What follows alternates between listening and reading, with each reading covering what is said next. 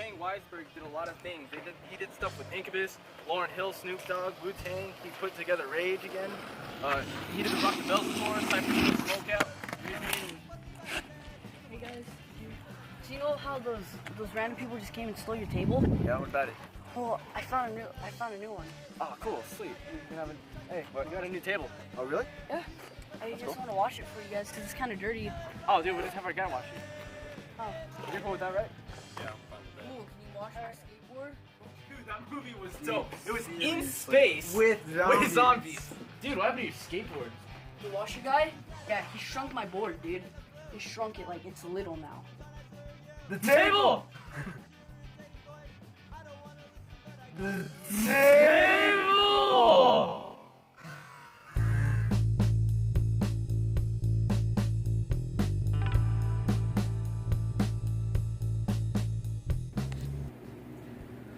Hello guys, welcome to the Garagebandtalkshow. Today's guest, we have Mr. Chang Weisberg. How's it going? We're doing Excited. Chang, well, how did you get over here? Coming from San Dimas, there's a little bit of traffic, but it's Memorial Weekend, so. Alright, okay. So, introduce yourself, Chang. Chang Weisberg, owner of Guerilla Union since 1998. We've been producing music festivals and concerts worldwide. Cypress Hill Smokeout, Rock the Bells, Paid Dues. Those are all of our proprietary festivals, but we've worked with a lot of great bands, through that time. So the first business I started out of college was something called 976 Club. Okay. And I thought one phone call to find out where all the cracking parties were. And then from there, it was like really expensive to advertise. So I started a little newsletter called Insider. Okay. And it became the Industry Insider magazine. One sheet became 2 sheets, 2 sheets became 4, then 8, and within about 12 months, we had a magazine that was 120,000 copies worldwide. Wow. So it was, in a sense, it was just like to, advertise. Yeah, it was. Where certain things were going to be, or where this was going to be, or where that was going to be. Absolutely. Just started as something simple because it was a grassroots movement. And I worked with friends out of the bedroom of my mother's house. It was a little bit humbling coming out of college and not going right to work for somebody else and making money, but if there was ever like the biggest fan for me or the biggest supporter, it was my mother, who was a single mother from Taiwan. I'm like second generation, and she was like the biggest inspiration. So if a lady like my mother could not know English, teach herself English, and raise 2 boys on her own, because our fathers weren't around, I just took her lead, and so I busted my ass, worked hard. Like I said, 1 sheet of paper turned into like 116 pages, and I'd never done like magazine production before, ever. I didn't know anybody outside of my friend who had did some clubs. Yeah, just pick it up on your own. Yeah, just started, I started connecting the dots, and that's like the biggest thing about like the music business or any business in general. A lot of people ask me like, well, how'd you do that? And I said, you know what, the biggest thing you can do is just go out to shows. Go out to every show you can, meet people, and follow up, get connections, at least be proactive, because nothing's going to happen sitting at home on the couch whining about why I don't have like something that somebody else has. So we just busted our butt, and I think it was important that we started the magazine and had a lot of good relationships, and was actually Tower Records. I walked right into Tower Records and said, I need you guys to take out advertising. And they said, well, the person behind the counter was like, well, we don't do that here, but our president's across the street. If you want to go across the street, our corporate offices where this was in Sunset. So I walked in a suit, 115 degrees it felt like, and this guy's like, so I went in there and I said, hey, I need you to advertise in my magazine. He says, where's the magazine? Well, I handed him a piece of paper. And it was our first issue. And he thought, well, that's interesting. So he thought you'd come in here with your sheet of paper and that I would advertise with you? And I said, yeah. He goes, that's interesting. So tell me about yourself. So I told him a little about what we were doing, like why I was doing Insider Magazine at the time, because I was very passionate about music. I was very passionate about street culture. And I told him, I'm just starting it from scratch. So he literally went into the register of Tower Records, pulled out $250 and said, here, I'm going to support you because you're crazy. And then that grew into Drunken Monkey. Drunken Monkey was an up-and-coming clothing line out of LA. It was a group of these Korean kids that were starting this new clothing line, and I thought it was the most amazing thing ever. And they actually made me a partner. Wow. After meeting them. So that's how that happened. And if you're in the music business, it's really good to understand the clothing business, because a lot of bands like to sell merch, and I wanted to know how you made the merch, how you designed the merch, how you distributed the merch. I mean, everything. If there's anything about like what you do, you just want to reverse You're engineer. the exact definition of an entrepreneur. Man. Absolutely, man. Absolutely. All right, I have a question now, since he's done with that. Corn tortillas, mac and cheese, 3-pound marinade chicken. Oh, he's gonna cook this. All right. Crazy. So, I thought that was the writer for Cypress Hill. Minus the weed. It's all right. So your group with Guerilla Union, you're actually the president of that, right? Yes, sir.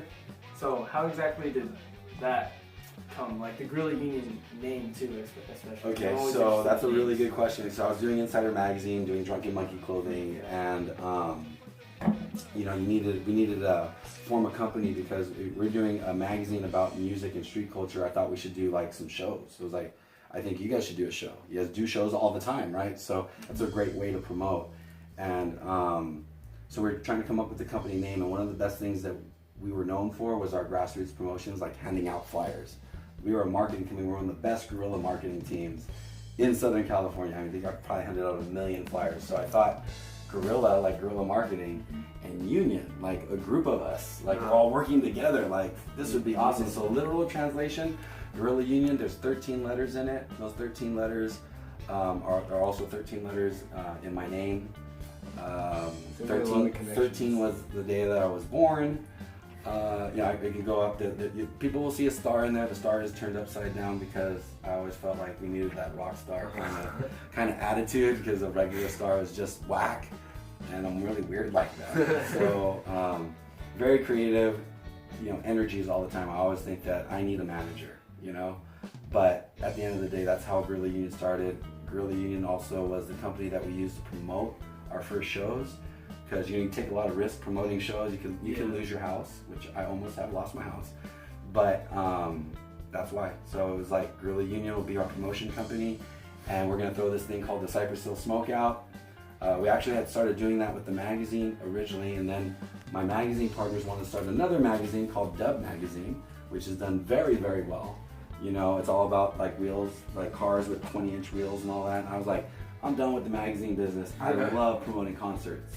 Yeah, you've also had things like the Rock the Bells tour, and you've also did that Rage reunion more recently in 2007. That was 2007. That's a little while ago now, but that was from what I read up on, it actually turned into more of a tour. Yes, it did. Right? They ended up going with Wu-Tang. Yeah. Well, what happened was we confirmed Rage on Rock the Bells almost simultaneously when Coachella got the first show, and we got the next 3 shows with Rage. And what was awesome was I had a mutual friend, Wayne Kamamoto, who's our business manager, and he's also our business manager because he was Cypress Hill's business manager, and he decided to invite Zach De La Rocha. So he invited Zach out to our show, and that particular year, Wayne didn't know, but I was working with Lauryn Hill, Miss Hill, officially at the time, and she hadn't performed in forever, right? And she came out to be a surprise guest at our show. So between Wu-Tang Clan being on stage, and at the time we were doing a tribute to ODB, and you guys know Steve-O from like MTV? Yeah. This crazy dude does a naked backflip on stage. Now let me get you, right? Like I'm all for naked backflips on stages and things like that, but not when you're honoring ODB and you invite his mother out. So this guy comes out on stage, does a backflip naked in front of ODB's mom. I mean, Raekwon, I swear I thought this dude they were gonna touch and kill him. I was like, oh my God. So Steve-O runs off stage, takes off, and I'm sitting there going, oh my God, all this stuff is going kind of psycho. But Zach was like, I didn't even know this existed anymore. There's a hip hop show. There's 10,000 kids out here who love like underground hip hop, Wu-Tang. You got Lauryn Hill. Man, if I ever play with my band again, this would probably be the right place to do it. And so almost a year later to that date, Rage Against the Machine decided to play Rock the Bells. It was the biggest thing to happen to that show, even though like a lot of people were like, why is Rage playing Rock the Bells? And I was like, well, last I checked, Zach never sang a note. That dude like raps, you know. I was like, yeah, I have my kids, I'm married, Wu-Tang and Rage, cut me down, know that I was the happiest dude on the face of the planet. I'm good. So yeah, so it's transitioned even since then. Well, you've worked with a lot of people. You've worked with Tech Nine also. You've worked with Sublime, Linkin Park, DMX, Incubus, Kendrick Lamar. Yeah. Snoop Dogg, Macklemore, Lauryn Hill. The list goes on. It just goes on. I wasn't able. We've done a lot of shows, man, and every single one of them, I could tell you that like we're a very hands-on company. We're independent.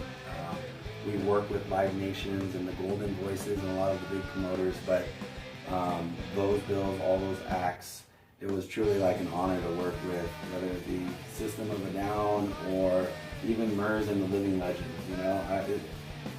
I loved it all because those are all groups and people and artists who are very passionate about what they do. Okay, Chang, so we've had our, little discussion about what we wanted to talk to you about, but do you have anything that you would like to share with us or with the community that we have? I mean, there's our current projects. We haven't really talked a whole lot about what's happening today or maybe in the future, and I know your audience could probably be pretty excited about this current project that I'm working with. I'll say or on. We also are blessed to work with Be Real from Cypress Hill, and if fans don't know, he is now currently part of a super group called Prophets of Rage, along with Chuck D from Public Enemy and 3 members of Rage Against the Machine: Tom, Brad, and Tim. Zach's not currently a part of it, but I know Be Real and Zach have had a conversation, and I know everyone's getting really excited, especially because the band didn't form just to form. I think currently today there's a lot going on in our country politically. There's a lot of angst. I think whether you're Republican or Democrat, whether you're down for Hillary or for Trump or any of that stuff, I mean, with the Black Lives Matter movement, with so much injustice in the world, it kind of feels like there's a need for some political soundtrack, Yes.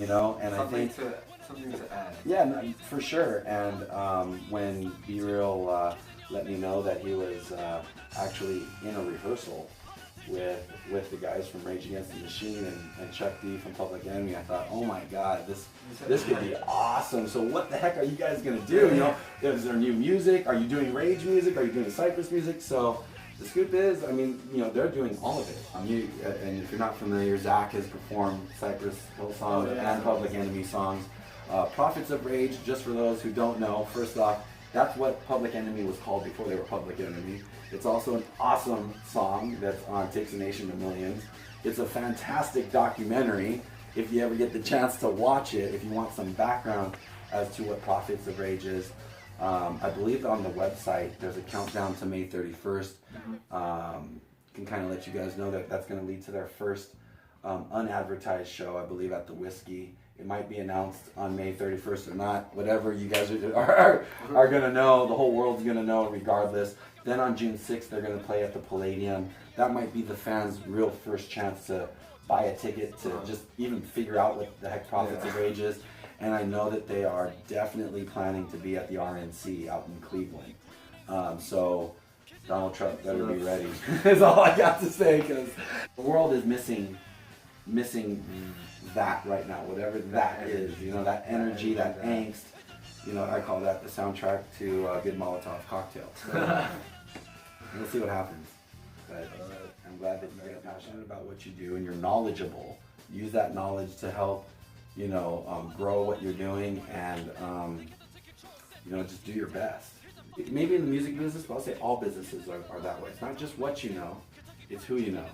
So you've always got to be ready and you've got to be proactive. But sitting at home and complaining and being a hater online or jumping on your social media, social media is important, but I think sneakernet is even more important. When I say sneakernet is actually going out and meeting people and being able to have a discussion. And look people in the eye and let them know how you really feel about something.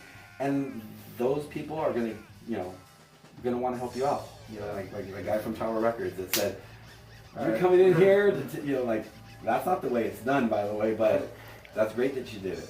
And so, you know, I think be true to your heart, work your butt off, and be as educated as possible, and you'll probably be as successful as anybody else in any business. All things that we help promote, or like we're like the official title would be like entertainment director, because the real promoter there is Golden Voice, but we brought shows there as often as we can. 1 second. Yeah. You want to like stop scratching your face? That's like a bad habit. Your fingers are all dirty and stuff. It's now time for Bad Habits with Nate, Vince, and Chang. Take it away, What's up with boys. that? I mean, you're the one that's like talking to a bunch of cockroaches. Really fucking miss you. I'm all alone all the time, dude. I totally miss you. The things we did together. So that's like a different bad habit than mine. I just take my socks off. Like, that's all I'm doing. That's all I'm doing when I jump into bed. Well, you take your socks off and you sleep with all of them. You I don't sleep.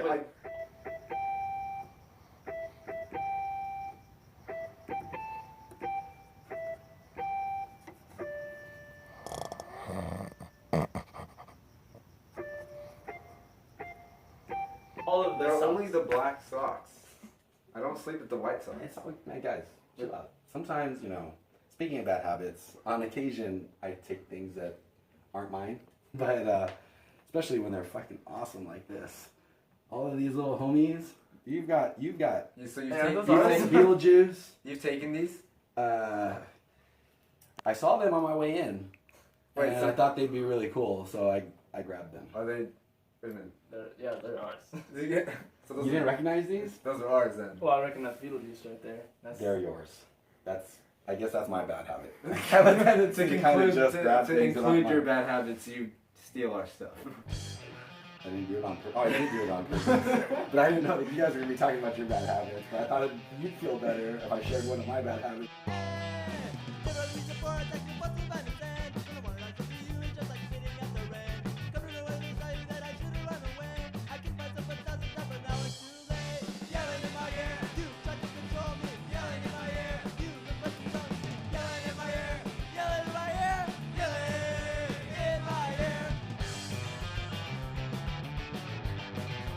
Alright, so let's give it up for Chang Weisberg, the real guy behind all the awesome shows that we can see today. Thanks, man. I really appreciate thank you you. having me now. Thank you for being on the show. Thank you for coming out here. And we really appreciate it. I really appreciate you guys, man. Just keep doing this. This is a local community. I definitely, man. I really appreciate you guys having me out here on the show, and keep doing what you're doing and supporting our local groups. And I'm just gonna need to go through a few of these. I appreciate it, but well, if I asked you for it, then it wouldn't be a problem. But I really, this boy, Doughboy, oh, this guy's bomb. This guy's probably, I probably eBay this and make $100 off of this. But I appreciate you guys having me on the show. We'll meet again soon. If you guys want to come out to Lamb of God tonight and rock out, let's do it. Thank you. All right.